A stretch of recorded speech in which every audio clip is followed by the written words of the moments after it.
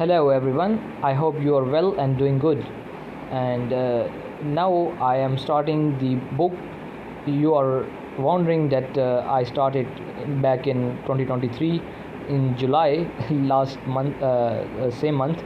So actually, because of some domestic and issues, and I can't continue. So the battle for Pakistan is delayed, and now I am going to review the book. So look at the content and topics of the book.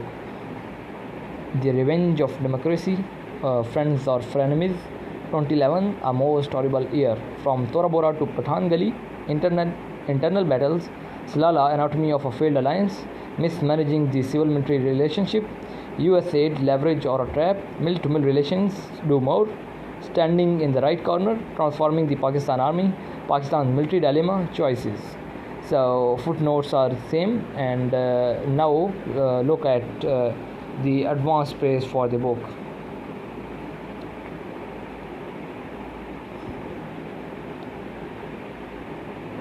It is going to tell that an intriguing, comprehensive and compassionate analysis of the dysfunctional relationship between the United States and Pakistan by the premier expert on the Pakistan Army.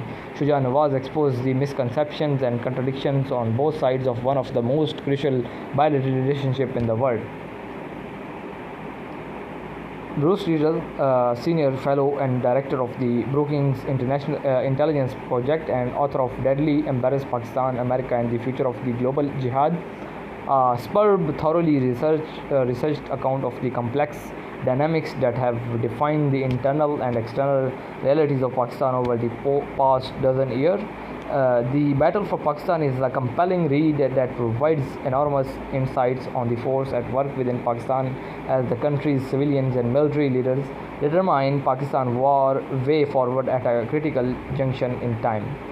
General David Petraeus, former commander of the U.S. Central Command and coalition forces in Iraq and Afghanistan and former director of the CIA, with well-researched and meticulously collected information, in-depth analysis and scholarly insights, Shuja Nawaz has produced an impressive and invaluable study of the twists and turns of US-Pakistan relationship. Only a person with his understanding of the political dynamics in the two countries could provide such an authoritative and cognate account of how the dissonant but important respective interests of the two countries brought about periods of consequential cooperation, and yet these interests fail to create a basis for a stable relationship which continues to have critical relevance to the complex circumstances of the region. This book will be essential reading on the subject and for examining the past 6 decades of the developments in the region.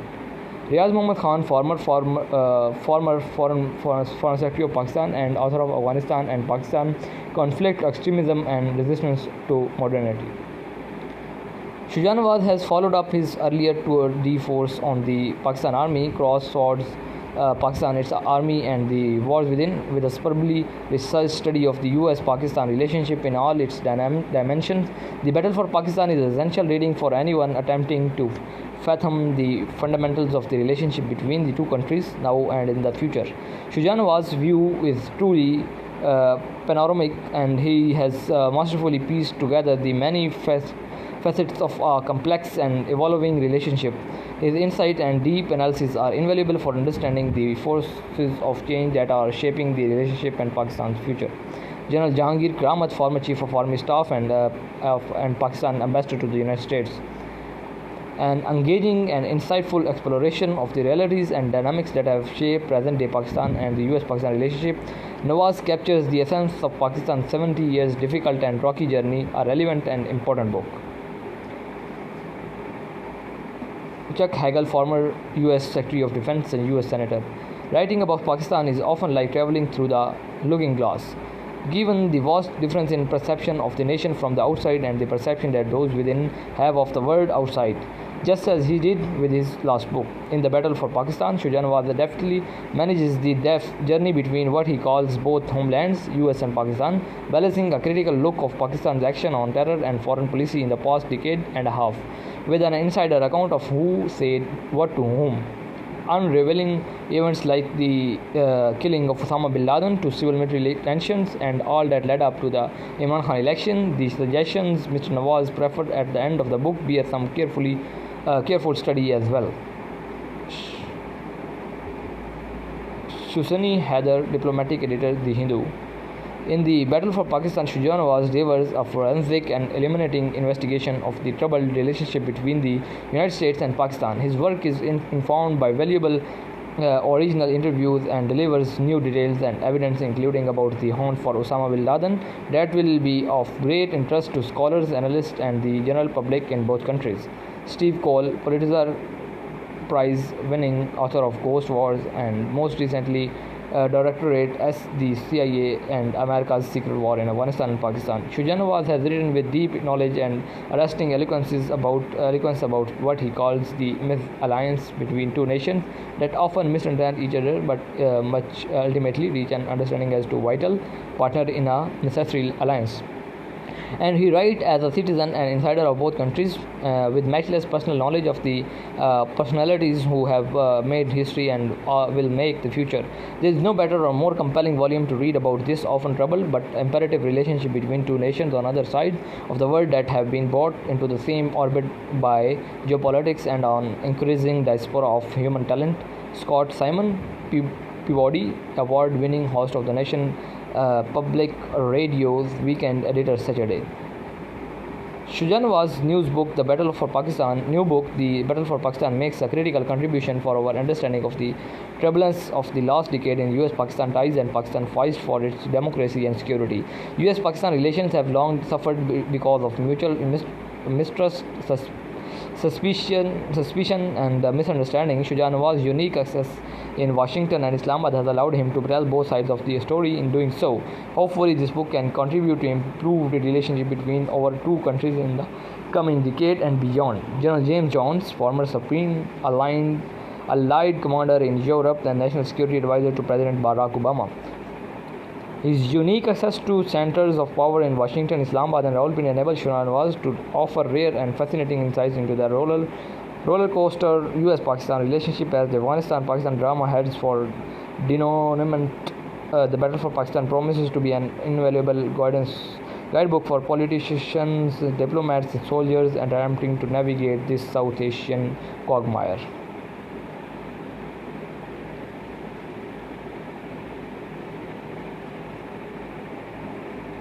At Arun Prakash, former Chief of the Indian Navy and Chairman Chief of Staff. This book is for the future generation of leader in Pakistan and the United States, more specifically our beloved and fearless granddaughter Karam Lina Noorah by Shuja Nawaz. Now he mentions the important milestones from 2007 to 9 March 2007. Chief Justice of the Supreme Court Iftikhar Mohammad Chaudhry removed by President Musharraf. 3 to 11 July, assault on Red Mosque in Islamabad under Operation Silence. 20 July, Chief Justice Chaudhry reinstated. 23 August, Supreme Court ruled exiled former Prime Minister Nawaz Sharif can return into Pakistan. 10 September, Nawaz Sharif returns only to be deported again from Islamabad airport. 14 September, Benazir Bhutto announced she will return from exile on 18 October. 5 October, a National Reconciliation Ordinance promulgated to allow indemnified politicians to return from exile. 8 October, Pervez Musharraf re-elected as President. Pakistan People Party boycotted presidential election. 18-19 October, Benazir Bhutto returned from Dubai to Karachi. Double bomb blast greet her caravan from the airport to Bilawal House, over 160 killed. 3 November. State of emergency declared, Chief Justice removed, lawyers and politician workers arrested, private TV channel shut down, Abdul Hamid Dogar installed as new Chief Justice. 12 November. Pakistan Army sends 12,000 troops to begin Operation Dry Haq against local Taliban in Swat. 18 November. Caretaker Prime Minister Mohammad Mia Somro installed. 24 November. Suicide bomber near Army headquarters in Rawalpindi kills at least 35 persons. 25 November. Nawaz Sharif and his brother Shehbaz returned to Pakistan. 4 December. 24 High Court judges retire. Chief Justice Chaudhary and Justice Rana Bhagavan Das and Khalilur Rahman Ramade also dismissed. Ramade. 14 December, International Republican Institute of United States poll shows Musharraf and army popularity dramatically decreased. Order to amend constitution issued to allow waiver of 2 years ban on government official to run for president. National Command Authority established under president to control nuclear policy and assets. 27 December, Benazir Bhutto assassinated after speech at Liaquat Bagh in Rawalpindi. Additional 21 person killed in associated bomb blast. 30 December, Bilawal Zardari named chairperson of the People Party. Both People Party and Pakistan Muslim League Nawaz announced that they will participate in elections. 2008 2 January, Election Commission announced election to be held on 18 February. Asif Ali Zardari repeats his demand for investigation of his wife Benazir Bhutto assassination. 18 January, Director CIA General Michael Hayden blames Al-Qaeda and Baitullah Masood of Tehreek-e-Taliban Pakistan for Bhutto murder. Masood denies any link. 19 January, Pakistan claims 15-year-old boy captured who claims to be part of 5-person team headed by Baitullah Masood that was involved in Bhutto killing. Masood says he was no link to the boy. 8 February, Scotland Yard investigation states Bhutto was killed by the impact of the explosion and not by bullet fire at all. In 19 February, election result indicate big win for People Party. PMLN keeps Punjab. 21 February, People Party and PMLN agree to coalition at the centre. 25 February, a suicide bomber kills an army 3-star general and 7 others on a street in Rawalpindi, 6 injured. 7 March, Army Chief General Ashfaq Parvez Kennedy denies of difference between him and President Musharraf. 24 March, Yusuf Raza Gilani of People Party elected Prime Minister. 26 March, senior American official John Negroponte and Richard Butcher land in Islamabad to meet politicians. 24 May, Zardari unveiled 62-point plan to change the constitution and reduce the power of the president. 26 May, Nawaz Sharif says Musharraf should be tried for high treason under Article 6 of the Constitution for overthrowing Sharif's government. 7 June, Musharraf tells press conference he will not resign. 10 June, USA strike on Frontier Corps post on Afghan border leaves 7 FC soldiers and 12 alleged militant dead. 15 January, General Stanley McChrystal takes over as 12th Coalition Commander and 3rd US Commander in Afghanistan since 2002. He has to resign on 23 June 2010 following publication of remarks critical of President Obama and Vice President Biden in Rolling Stone magazine, succeeded by David Petraeus, then Commander United States Central Command CENTCOM. 7 June, for the first time in Pakistan's history, the Senate discussed the defense budget. 30 June, Assistant Secretary of State for South Asia Richard Butcher returned to Pakistan to meet government and military officials. 2 July, the US will strike inside Pakistan of Bin Laden is found to be there, according to a Washington Post report. 16 July, the US did not know about the location of the FC post that the US attacked in June, according to a New York Times report. 26 July, government notification places Inter-Service Intelligence and the Intelligence Bureau under Ministry of Interior.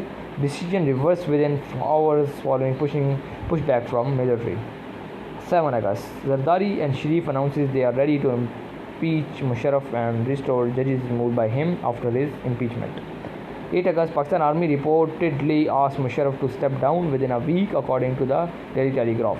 18 August, Musharraf resigned. Chairman of the Senate, Mohammad Mia Somro, takes over as president, according to the Constitution.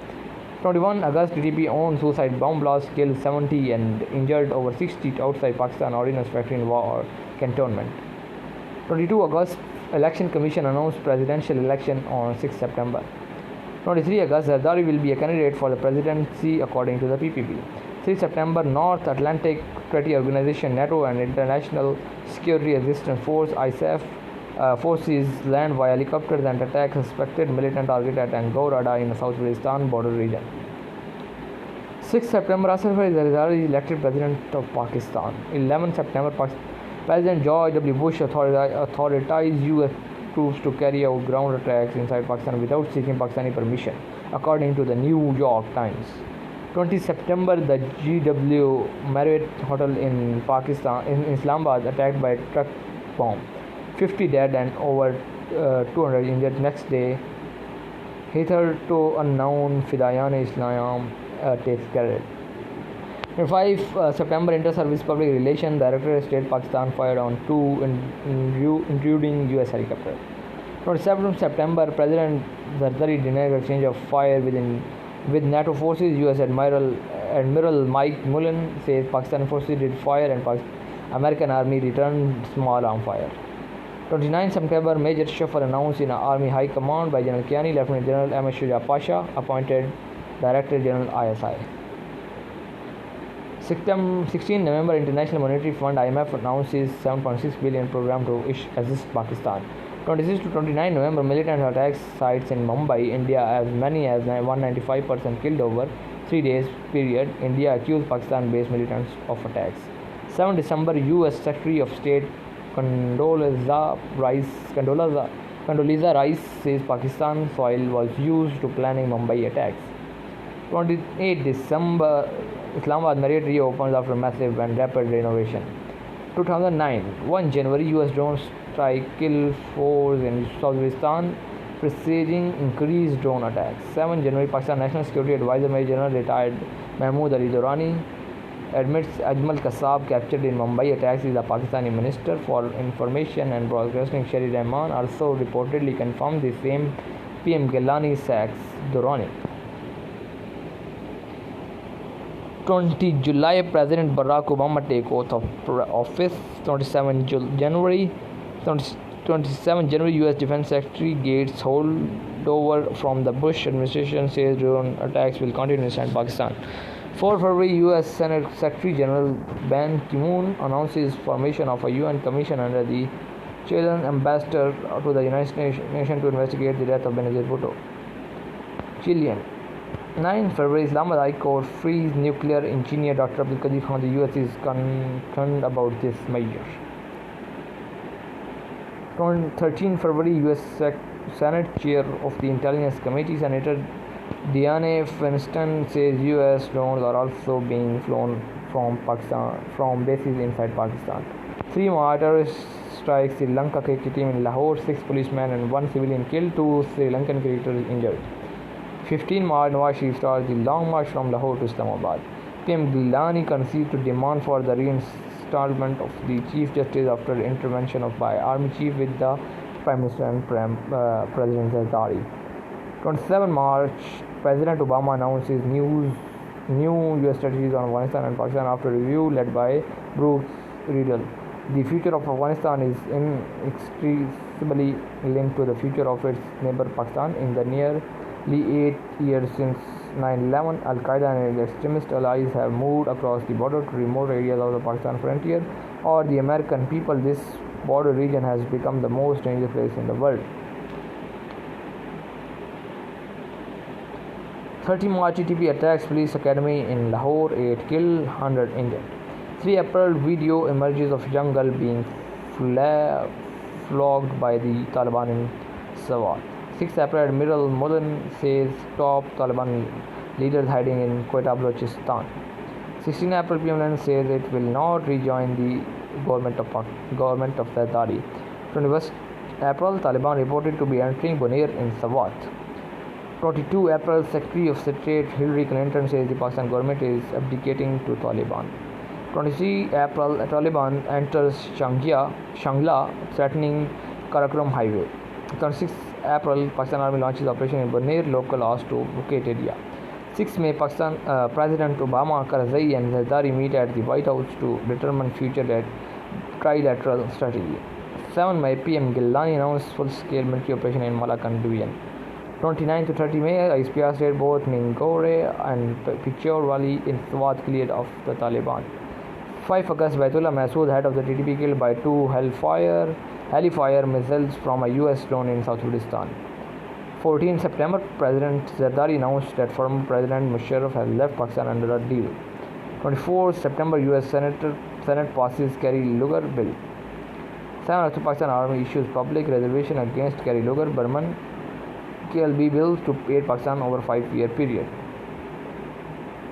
11 October, Pakistan Army launches attack to regain GHQ and free hostages. Final tally 19 killed, including 8 militants.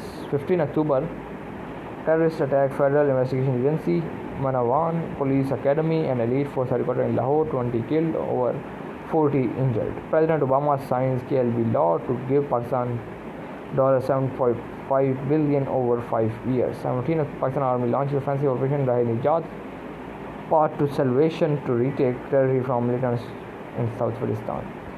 1st December, after another review of his Afghanistan and Pakistan policy, President Obama declared at West Point, I have determined that it is in our vital national interest to send an additional 30,000 troops to Afghanistan. After 18 months, our troops will begin to come home. First, a military strategy that will break the Taliban momentum and increase Afghanistan capacity over the next 18 months. Second, we will work with our partners, the UN and the Afghan people, to pursue a more effective civilian strategy. Third, our success in Afghanistan is inextricably linked to our partnership with Pakistan. The absence of a time frame for transition would deny us any sense of urgency in working with the Afghan government. Taliban, emboldened by withdrawal timetable, Pakistan holding policy on Taliban boistered. 30 December, all provinces agreed on 7th National Finance Commission Award on revenue sharing among the provinces of the Federation and between them and the federal government. 2010 6 February, U.S. jury trial of Dr. Afia Siddiqui find her guilty on 7 counts, sentences her to 86 years in jail. 2 March, FC says it has taken back control of all Bajor agency of FATA. 9 March, DDISI Lieutenant General Pasha again 1 year extension. 8 April, 18th Amendment of the Constitution passed in the National Assembly, massive devolution of powers of the President and other changes. 16 April, Pakistan Senate passes 18th Amendment. 19 April, President Zaini signed the 18th Amendment into law. 4 May, Pakistan American Faisal Shehzad is caught in a failed attempt to blow up a car in Times Square, New York. 22 July, PM Gilani announces 3-year extension for Army Chief General Kiani. 29 July, massive floods and heavy rains in Pakistan, death toll reaches 108 in Khyber Pakhtunkhwa. 11 August, Marine General James Mattis takes over as Commander of CENTCOM from acting Commander Lieutenant General John Allen. Mattis was later prematurely removed by President Obama on 22 March 2013 due to difference on a number of issues, including the number of troops needed to remain in Afghanistan and how to deal with Iran.